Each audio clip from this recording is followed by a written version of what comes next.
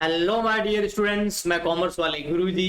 हम कर रहे हैं क्लास 11th कॉमर्स के अंदर अकाउंटेंसी या अकाउंट सब्जेक्ट के एमसीक्यूज। ये एमसीक्यूज आपके सीबीएसई टर्म फर्स्ट के जो एग्जाम हैं उसमें बहुत ज्यादा आपकी हेल्प करेंगे। ये एमसीक्यू सीरीज जो है क्लास 11th अकाउंटेंसी की, ये आज ही स्टार्ट हो रही है। ये इसका फर्स्ट लेक्चर है और इसमें हम chapter number first introduction of accounting से रिलेटेड जो है एमसीक्यूज करेंगे। आने वाले लेक्चर्स में हम आगे के और भी जितने भी चैप्टर है जो आपके टर्म फर्स्ट के अंदर आ रहे हैं उससे रिलेटेड सारे एमसीक्यू सॉल्व करेंगे।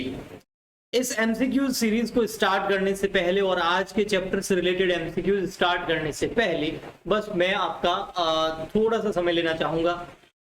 विद इन 1 मिनट हम इसको स्टार्ट कर देंगे। तो वो इसलिए क्योंकि कई बार नीचे सर कमेंट करते हैं, सर एमसीक्यूज तो स्टार्ट करा दिया आपने, बट ये चैप्टर्स का मटेरियल कहाँ मिलेगा? पहले मटेरियल पढ़ना पड़ेगा, पहले चैप्टर स्टडी करना पड़ेगा, फिर एमसीक्यू सॉल्व करेंगे ना। तो बिल्कुल करेक्ट है। तो ये आपको मिलेगा हमारे चैनल पे ही। हमारे चैनल पे कहाँ? कॉमर्स वाले गुरुजी, यानी कि हमारा चैनल, मैं हूँ कॉमर्स वाले गुरुजी। ओके, तो इस चैनल पर जब आप प्लेलिस्ट के अंदर जाएंगे तो वहां पर आपको 2-3 प्लेलिस्ट मिलेगी क्लास 11th अकाउंट्स की। ठीक है, तो एक होगी class 11th accounts full course for term first. तो उस क्लास को आप देखिए, वहां पर फुल डिटेल के अंदर मैंने सारा मटेरियल करा रखा है। एक डेबिट एंड क्रेडिट वाली क्लास भी चल रही है। ये कौन सी क्लास होती है सर? एक सीरीज है जिसका नाम रखा है डेबिट एंड क्रेडिट वाली सीरीज। उसमें प्रैक्टिकल पार्ट आप देखेंगे। तो प्लेलिस्ट के अंदर जाइए, वहां सारा मिल जाएगा आपको। और भी मटेरियल अपलोड होता रहता है तो वो भी होगा। तो चलिए स्टार्ट कर देते हैं। सबसे पहले एमसीक्यू सीरीज को बिना आपका ज्यादा टाइम वेस्ट किए हुए, मुझे पता है आपका टाइम बहुत ज्यादा कीमती है, तो सबसे फर्स्ट क्वेश्चन आता हमारे सामने, वो रहा ये, आईसीपीए की फुल फॉर्म क्या है? सबसे पहले मैं बता दूं आपको आईसीपीए है क्या। ठीक है, तो आईसीपीए जो है इसने डेफिनेशन दी है हमको अकाउंटिंग की।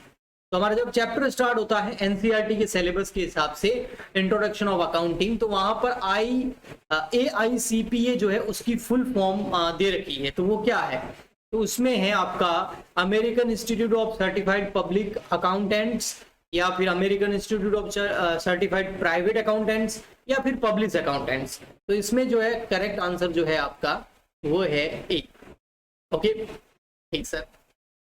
अगर बेटा आप चाहते हैं कि ये एमसीक्यूज में लाइव सॉल्व कराऊं यूट्यूब पे, तो बेटा आप लाइक करें, लाइव के लिए लाइक करें, शेयर करें, चैनल को सब्सक्राइब करें, एंड नीचे कमेंट करके बताइए कि सर आप लाइव कराइए। तो मैं लाइव भी कराऊंगा, क्योंकि क्लास 12th जो है ना, क्लास 12th, उसके मैं लाइव एमसीक्यू सॉल्व कराता हूँ। ठीक है, उसकी लाइव आती है यूट्यूब पे क्लास। कितने बजे? इवनिंग के अंदर, शाम को 8 बजे उसकी क्लास आती है daily, Monday to Saturday. Okay, तो अगर आप 11th वाले भी चाहते हैं कि सर हमारे भी लाइव, तो आप प्लीज कमेंट करके बताएं और ज्यादा शेयर करें ताकि काफी स्टूडेंट आ जाए, फिर लाइव करने में मजा आएगा। ओके, अभी मैं फर्स्ट जो है ये रिकॉर्डेड डाल रहा हूँ। नेक्स्ट आता है आपका economic events are. Economic events कौन से हैं? हाँ जी, इकोनॉमिक इवेंट्स कौन से हैं बताइए। इकोनॉमिक इवेंट्स जो होते हैं वो मेजरेबल होते हैं मॉनेटरी टर्म्स के अंदर, या मेजरेबल नहीं होते हैं, not measurable in monetary term, both या नन ऑफ दीज। तो भैया इकोनॉमिक जो इवेंट्स होते हैं वो मेजरेबल होते हैं मॉनेटरी टर्म्स के अंदर। उसको हम जितने भी ऐसे इवेंट या ट्रांजेक्शन जिनको हम मॉनेटरी टर्म के अंदर माप सकते हैं वो इकोनॉमिक इवेंट होते हैं, और उसको हम रिकॉर्ड करते हैं अकाउंटिंग के अंदर। आई होप आप वो प्लेलिस्ट देख चुके होंगे 11th क्लास की जो हमारे चैनल पे है ना। फिर आप ये अटेंड करेंगे तो आपको बहुत अच्छा मजा आएगा। नेक्स्ट है आपका organisation refer to a business enterprises which is. Organisation जो होती है, ऑर्गेनाइजेशन जो होती है वो क्या होती है? एज पर, मतलब एक बिजनेस एंटरप्राइजेस तो होती है ऑर्गेनाइजेशन, बट वो कौन सी होती है? प्रॉफिट मोटिव के लिए होती है ऑर्गेनाइजेशन, नॉन प्रॉफिट मोटिव के लिए होती है, या बोथ या नन ऑफ दीज। तो भैया ऑर्गेनाइजेशन जो होती है ना वो प्रॉफिट और नॉन प्रॉफिट दोनों मोटिव के लिए होती है, तो सी करेक्ट है। हाँ, जो बिजनेस होता है वो प्रॉफिट मोटिव के लिए होता है, बट ऑर्गेनाइजेशन जो है वो सोशल वेलफेयर के लिए भी होती है, सोसाइटी के लिए भी होती है, प्रॉफिट मेकिंग भी होती है, नॉट प्रॉफिट मेकिंग भी होती है। ओके, जैसा कि आपकी स्कूल्स वो नॉन एनपीओ है, नॉन प्रॉफिट ऑर्गेनाइजेशन है, तो नॉन प्रॉफिट ऑर्गेनाइजेशन भी होती है और प्रॉफिट मेकिंग ऑर्गेनाइजेशन भी होती है। तो ऑर्गेनाइजेशन में दोनों होता है। ओके, तो सी पॉइंट आपका करेक्ट है। नेक्स्ट है डेटर्स एंड क्रेडिटर्स आर। जो डेटर एंड क्रेडिटर है वो कौन है? इंटरनल यूजर है, इंटरनल यूजर है, एक्सटर्नल यूजर है, या दोनों है, या नन ऑफ दीज है? बताइए भैया। डेटर जो है वो कौन से होते हैं? भैया डेटर एंड क्रेडिटर जो होते हैं उनका बिजनेस से क्या लेना देना, अंदर थोड़ी होते हैं, बिजनेस के बाहर होते हैं ना। डेटर हमारे मतलब कस्टमर हमारा, और क्रेडिटर मतलब हमसे हमारा सप्लायर। तो ये दोनों कौन होते हैं? एक्सटर्नल यूजर होते हैं। तो करेक्ट क्या हो गया आपका? बी पॉइंट एकदम करेक्ट हो गया। नेक्स्ट चलते हैं, आइए नेक्स्ट है आपका fifth, which of the following is not business transaction? इनमें से कौन सा जो है वो बिजनेस ट्रांजेक्शन नहीं है? तो आइए देखते हैं। सबसे फर्स्ट है इसके अंदर, bought furniture of 10,000 for business, business के लिए फर्नीचर परचेज कर रहे हैं तो बिजनेस ट्रांजेक्शन है। पेड सैलरी और ऑफ एम्प्लॉइज, बिजनेस में जो एम्प्लॉइज काम कर रहे हैं उनको हम सैलरी पे कर रहे हैं, ये भी बिजनेस ट्रांजेक्शन है। पेड सन्स फीस, मतलब अपने बेटे की बच्चे की फी पे कर दी, from her personal bank account 20,000, भाई बेटे की फीस पे कर रहा है वो भी अपने खुद के पर्सनल अकाउंट से, ये गड़बड़ लग रहा है। फिर है paid sons fees from business, ये तो ड्राइंग हो गया, अगर बिजनेस से कुछ पे करते हैं तो ये क्या हो गया? ये तो ड्राइंग हो गया। ये भी ठीक है, ये भी ठीक है, ये भी ठीक है, मतलब ये नहीं है। तो सी पॉइंट आपका करेक्ट है। सी पॉइंट जो है ना बेटा वो आपका करेक्ट है कि जो सन यानी कि बच्चों की फीस पे की जाती है किसके द्वारा? किसी पर्सन द्वारा पर्सनली अपने बैंक अकाउंट से, क्योंकि मैंने बोला ना फॉर अकाउंटिंग पर्पस के लिए business and businessman, entrepreneur and entrepreneurship both are separate. So C point जो है यहां पर वो करेक्ट है। ये जो है ये एक बिजनेस ट्रांजेक्शन नहीं है, ये पर्सनल ट्रांजेक्शन है, घर का ट्रांजेक्शन है। Okay next, which is the last step of accounting process? Accounting process का लास्ट स्टेप कौन सा है? प्रोसेस ऑफ इंफॉर्मेशन का। तो डेटा को रिकॉर्ड करना, प्रिपरेशन बनाना, कम्युनिकेशन करना, या एनालिसिस करना? तो भैया कम्युनिकेशन ऑफ इंफॉर्मेशन ये सबसे लास्ट स्टेप होता है। Okay next, financial statement are part of, financial statement किसके पार्ट होते हैं? अब सर फाइनेंशियल स्टेटमेंट होते क्या है? फाइनेंशियल स्टेटमेंट के अंदर आपका ट्रेडिंग अकाउंट आ गया, मतलब फाइनल अकाउंट हो गया, आपके पीएनएल अकाउंट आ गया, आपका बैलेंस शीट आ गया आपका, ठीक है। ओके तो ये जो है ये सब कौन से होते हैं भैया? ये अकाउंटिंग के अंदर आते हैं, बुक कीपिंग में नहीं आते हैं। बुक कीपिंग में तो रिकॉर्ड किया जाता है ट्रांजेक्शन्स को। ओके तो ए पॉइंट इसमें करेक्ट है। मैं फिर कहूंगा अगर आपको यहाँ पर थ्योरी हार्ड लग रही है, क्योंकि थ्योरेटिकल पार्ट जो है वो थोड़ा सा लेंदी है और थोड़ा सा समझने में प्रॉब्लम होती है, तो प्लीज मैंने बोला ना प्लेलिस्ट जो है हमारी उस पर चले जाइए, और प्लेलिस्ट के अंदर आपको क्लास 11 अकाउंटेंसी का टर्म फर्स्ट का सिलेबस मिल जाएगा, वो सारे लेक्चर्स देखिए, फिर आइए यहाँ पर बहुत मजा आएगा। ओके नेक्स्ट है आपका financial position of business ascertain on the basis of. Financial position कैसे पता करते हैं भैया? इसमें तो कुछ सोचना ही नहीं है। बैलेंस शीट, बैलेंस शीट जो होती है वो हमें फाइनेंशियल पोजीशन बताती है। फाइनेंशियल पोजीशन मतलब आर्थिक स्थिति, भाई बिजनेस के पास पैसा वैसा है या नहीं है, बैलेंस शीट से पता चलता है। नेक्स्ट आता है question number 9, user of accounting information include. जो यूजर्स है अकाउंटिंग इंफॉर्मेशन के वो कौन कौन है? Creditor and supplier, lender and customer, या बोथ? क्रेडिटर या सप्लायर एक ही बात है, लेंडर या कस्टमर या डेटर एक ही बात है, बोथ ए एंड बी, भाई सभी यूज करते हैं ये तो सी पॉइंट एकदम करेक्ट है।